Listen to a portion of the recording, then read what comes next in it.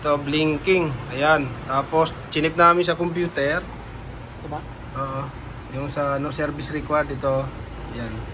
Pag nakita nyo rito, maintenance. Ayan, status oh. Ayan. Pagka ganyan, service required, receipt yan. Ang gagamit tayo ng receitter tools.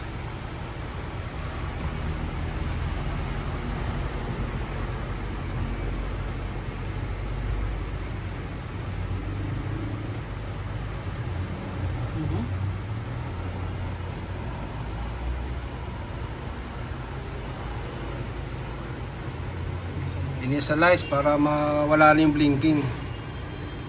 Ayan, restart printer. Ayan, restart natin yung printer.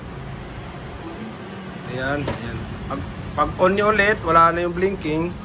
Tapos yun, mag-sample na kayo mag-print. Ayan, titingnan natin, nakakapag-print na yan. Test print natin. 3110.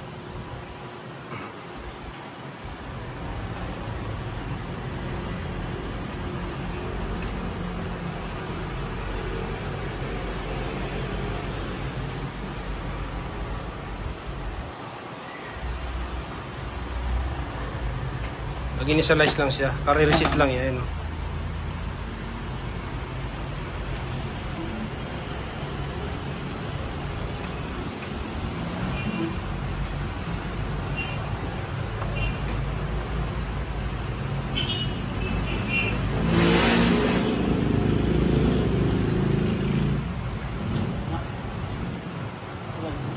Mag-initialize eh. Pagka bagong receipt, siyempre ano eh, binag to zero natin eh.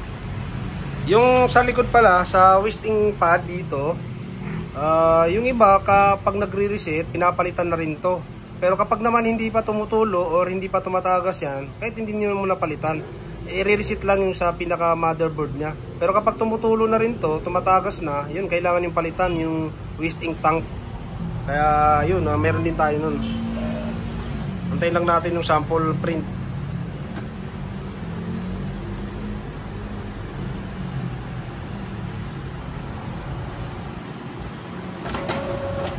Ayan.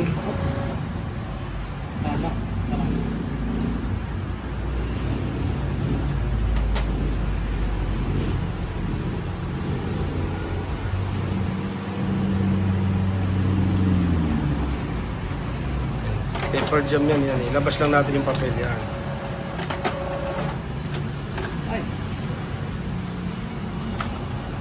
Maano yung ano no? Maano yung feeder?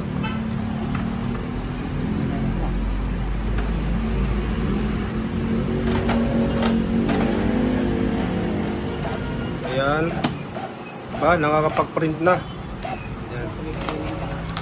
Ayan. Medyo may ano lang, ika-cleaning nyo na lang. Kasi galing sa receipt eh. Kaya yun, maraming salamat. Huwag niyo pong kalimutan i-like, i-share yung video natin.